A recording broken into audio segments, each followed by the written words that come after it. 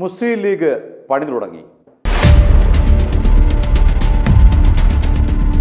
V D Satheesan മുഖ്യമന്ത്രിയായതോടുകൂടി ലീഗിന്റെ എല്ലാ ആവശ്യങ്ങളും നടപ്പിലാകും എന്ന് തന്നെ വേണം കരുതാൻ.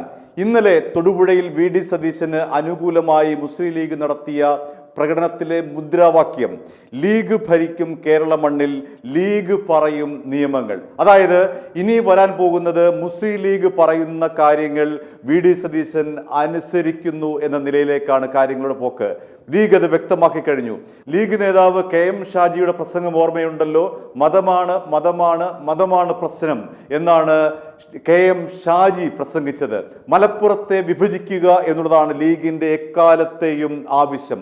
മലപ്പുറത്തെ 2 ജില്ലയായി വിഭജിക്കുക എന്നുള്ള ലീഗിന്റെ അജണ്ട വി ഡി സതീശൻ നടപ്പിലാക്കുമോ എന്നുള്ളതാണ് നമ്മൾ കണ്ടറിയേണ്ടത്. ഈ ഒരു ആവശ്യത്തിന് വർഷങ്ങൾ പഴക്കമുണ്ട്. NDF പോലുള്ള തീവ്ര വർഗീയ സംഘടനകൾ, ഇപ്പോൾ NDF നിരോധിക്കപ്പെട്ടിരുന്നു, സിമി അടക്കമുള്ള വർഗീയ സംഘടനകൾ ആവശ്യപ്പെട്ട ഒരു കാര്യമാണ് മലപ്പുറം ജില്ലാ വിഭജനം എന്നുള്ളത്. കഴിഞ്ഞ ഏതാനും ദിവസങ്ങൾക്ക് മുൻപ് ഇതേ ആവശ്യം മലപ്പുറത്തെ സബ് കളക്ടറായ ദിലീപ് K കൈനിക്കര തൻ്റെ FB പേജിലൂടെ അറിയിക്കുകയുണ്ടായി. അതൊരു സൂചന മാത്രമാണ്, ലീഗിൻ്റെ അജണ്ട നടപ്പിലാക്കുന്നതിൻ്റെ സൂചന മാത്രമാണ് ദിലീപ് K കൈനിക്കര ഉന്നയിച്ചത്. അദ്ദേഹം പറഞ്ഞത് ഭരണ നിർവഹണത്തിന് വേണ്ടി മലപ്പുറത്തെ 2ആയി വെട്ടിമുറിക്കണം എന്നുള്ളതാണ്. അത് തന്നെയാണ് ലീഗിൻ്റെ ആവശ്യം, അത് തന്നെയാണ് ജമാഅത്തെ ഇസ്ലാമിയുടെ ആവശ്യം, അത് തന്നെയാണ് SDPIയുടെ ആവശ്യം. അത് സമർത്ഥമായി നടത്തിക്കൊടുക്കാൻ വി ഡി സതീശന് മാത്രമേ കഴിയുകയുള്ളൂ. അതുകൊണ്ടാണ് വി ഡി സതീശനെ മുഖ്യമന്ത്രിയാക്കണമെന്ന് പറഞ്ഞുകൊണ്ട് തെരുവിൽ നടന്ന പ്രകടനങ്ങൾക്ക് മുന്നിൽ ലീഗ് നേതാക്കളെയും ലീഗിൻ്റെ പ്രാദേശിക നേതാക്കളെയും SDPIയുടെ നേതാക്കളെയും ജമാഅത്തെ ഇസ്ലാമിയുടെ നേതാക്കളെയും നമ്മൾ കണ്ടത്. അവരാണ് വി ഡി സതീശന് വേണ്ടി രംഗത്തിറക്കിയത്. അതുകൊണ്ട് തന്നെ വി ഡി സതീശന് ലീഗ് പറയുന്ന ഓരോ ആവശ്യവും നടപ്പിലാക്കി കൊടുക്കേണ്ടുന്ന ഉത്തരവാദിത്തമുണ്ട് എന്നുള്ളത് നമ്മൾ കാണാതെ പോകരുത്.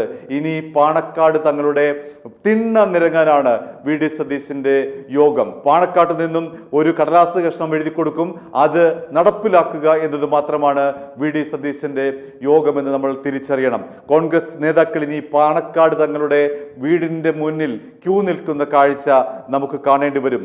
ലീഗിനെയും ജമാഅത്തെ ഇസ്ലാമിയെയും ഒരു കാരണവശാലും കോൺഗ്രസ് പിണക്കാൻ നിൽക്കില്ല. കാരണം വരുന്ന ലോക്സഭാ തെരഞ്ഞെടുപ്പിൽ കോൺഗ്രസിന് വിജയിച്ച് കയറണമെങ്കിൽ മുസ്ലിം ലീഗിൻ്റെയും ജമാഅത്തെ ഇസ്ലാമിയുടെയും പിന്തുണ ആവശ്യമാണ്. പ്രത്യേകിച്ചും പ്രിയങ്ക ഗാന്ധിക്കും രാഹുൽ ഗാന്ധിക്കും കേരളത്തിൽ നിന്ന് ലോക്സഭയിലേക്ക് മത്സരിച്ച് ജയിക്കണമെങ്കിൽ ഒരു കാരണവശാലും ലീഗിനെ പിണക്കാൻ കഴിയില്ല.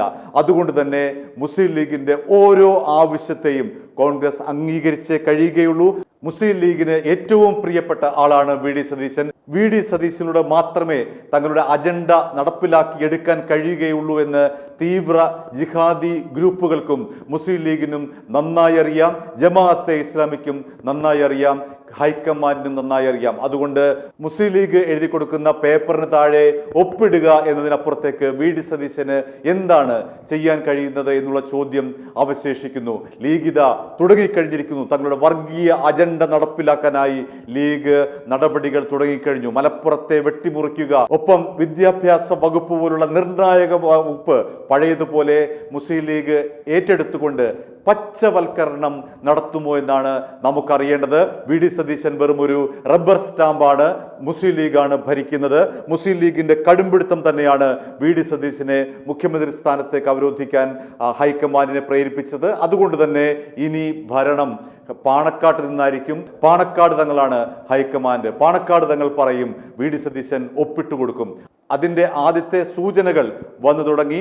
കഴിഞ്ഞ മുസ്ലിം യൂത്ത് ലീഗിൻ്റെ ഒരു പ്രമേയം ഇതായിരുന്നു, മലപ്പുറത്തെ വെട്ടിമുറിക്കുക എന്നുള്ളതായിരുന്നു ആ പ്രമേയം. തെരഞ്ഞെടുപ്പ് ഫലം വരുന്നതിന് മുൻപ് നടത്തിയ ആ യൂത്ത് ലീഗിൻ്റെ സമ്മേളനത്തിൽ അവതരിപ്പിച്ച പ്രമേയം മലപ്പുറത്തെ വെട്ടിമുറിക്കുക എന്നുള്ളതായിരുന്നു. തിരൂർ അടിസ്ഥാനമാക്കി ഒരു ജില്ലയും മലപ്പുറം അടിസ്ഥാനമാക്കി മറ്റൊരു ജില്ലയും, അങ്ങനെ കാലങ്ങളായി മുസ്ലിം തീവ്രവാദ സംഘടനകൾ ഉന്നയിച്ചിരിക്കുന്ന ഈ ആവശ്യം സതീശൻ നടപ്പിലാക്കി കൊടുക്കും എന്ന് തന്നെ വേണം നമുക്ക് കരുതാൻ. i2i News, an eye for truth. i2i News subscribe ചെയ്തിട്ടില്ലാത്തവർ ഇപ്പോൾ തന്നെ സബ്സ്ക്രൈബ് ചെയ്യുക. നോട്ടിഫിക്കേഷൻ ലഭിക്കുവാൻ ബെൽ ബട്ടണും അമർത്തുക.